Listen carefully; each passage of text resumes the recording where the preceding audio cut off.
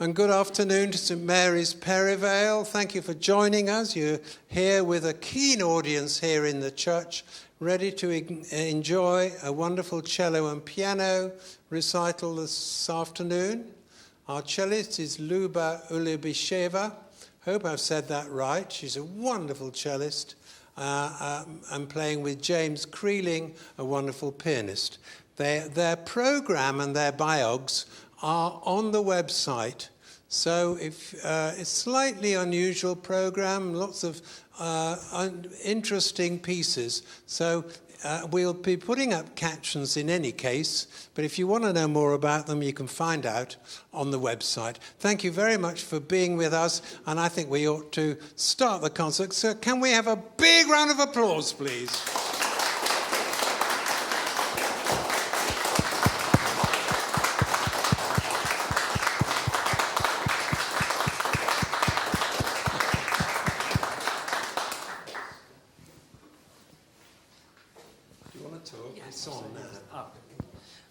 Good afternoon. Thank you so much for everyone for coming out on this lovely sunny afternoon. You could have been out enjoying the sunshine, but you're not, so thank you very much for being in here.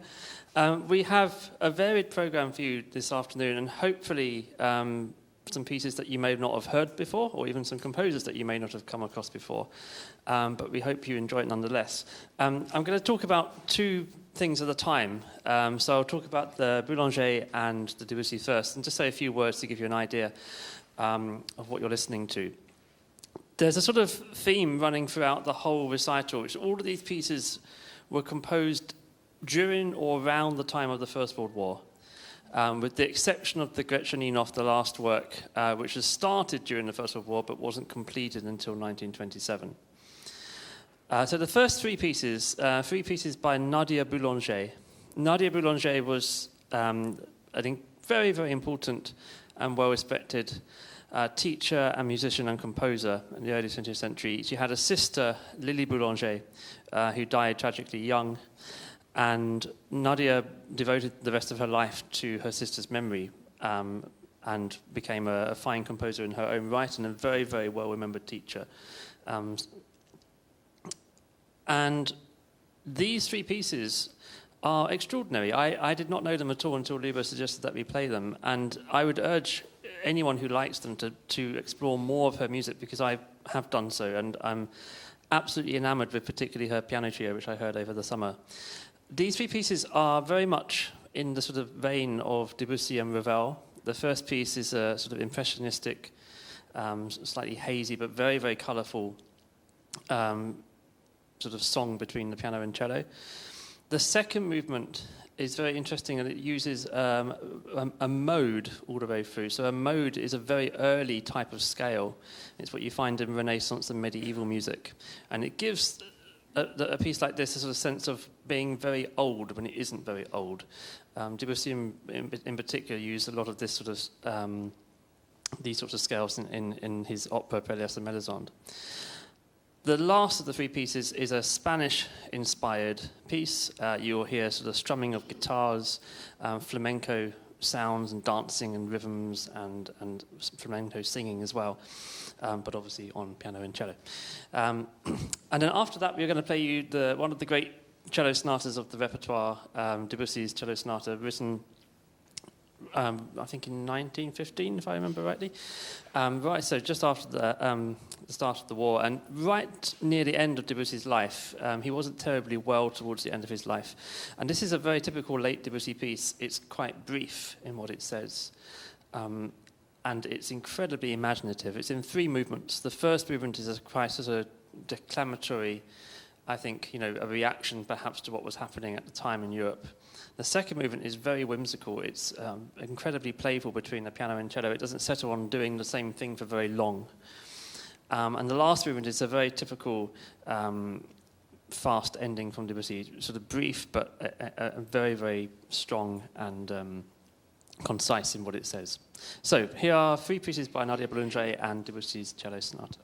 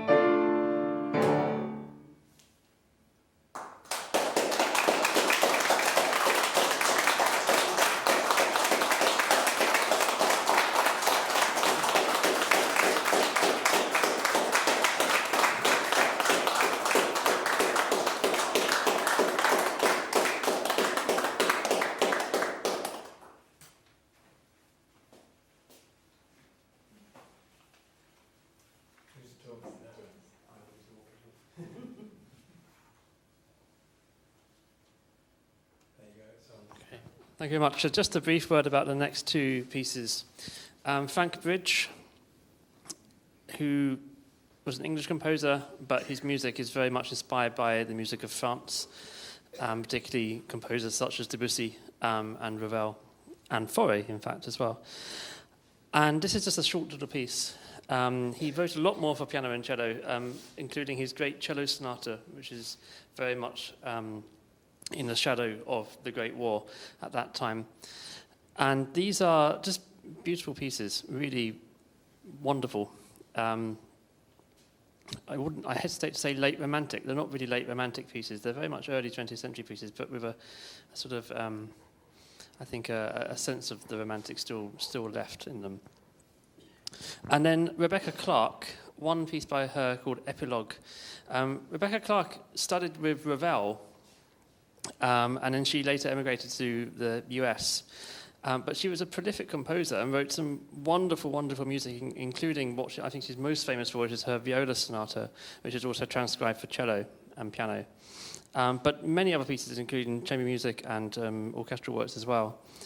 And very worth looking into if you like the sound of this piece, which is also French-inspired. It's definitely got that sound world to it. Having studied with Ravel, it's definitely got more than a little of the sound of Ravel in it as well. But she also has a very unique voice at the same time. So, I mean, it's not fair of me to say that it sounds like Ravel, because it sounds like Rebecca Clarke.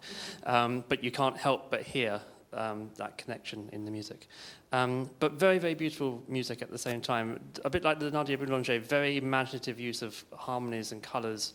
And the sort of piece to get lost in, just enjoy the sound of it, because it's just a beautiful piece of music. So I hope you enjoy these two short pieces.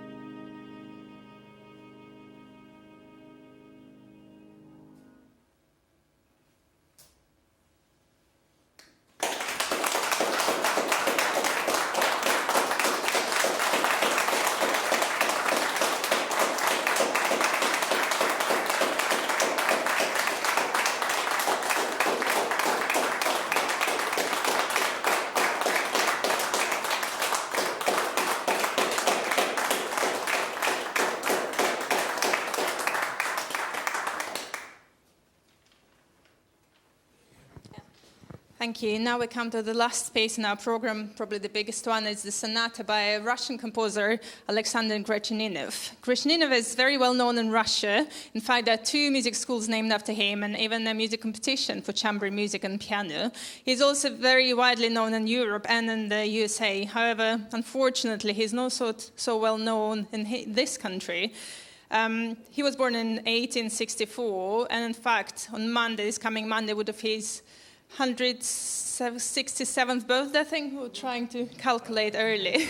So he was not from a musical family, but he was fell in love with singing and with vocal music. And in his book later, he wrote that one of the most important things that happened to him as a boy was he managed to attend the first performance of Eugene Onegin by Tchaikovsky. And Tchaikovsky was a very strong presence in his life after. He went to the Tchaikovsky Conservatory, Moscow Conservatory then, and he was there at the same time as Scriabin and Rachmaninoff. And he later finished St. Petersburg's Conservatory with Rimsky-Korsakov. And this sonata fits in with the whole actually French theme because later he actually did move to France as well. So he started this sonata during the war as well and during the revolution. He briefly paused the composing of it because originally he was very enthusiastic about the revolution, so he wrote a few pieces to celebrate it. And then again, he wrote in his book that the reality of what actually was going on quickly kicked in. There was hunger, there was cold, there was nothing artistically going on. So nevertheless, he continued to compose. And so once he moved to France in 2 years, he managed to complete this sonata. And even though it's written in 1927, it's actually, if you listen to it, if you didn't know when it was written, it would remind you about maybe 1880s. It's very romantic. You can hear kind of the influence of Tchaikovsky, but also about say German romantic school as well. It's in classical forms, 3 movements. However, lots of critics also say it feels more like it's a 4-movement sonata with the first movement missing, because it starts right into the slow, beautiful movement, with the second movement a menuet tragica, and there's this fierce finale. Well, I hope you enjoy it. Well done.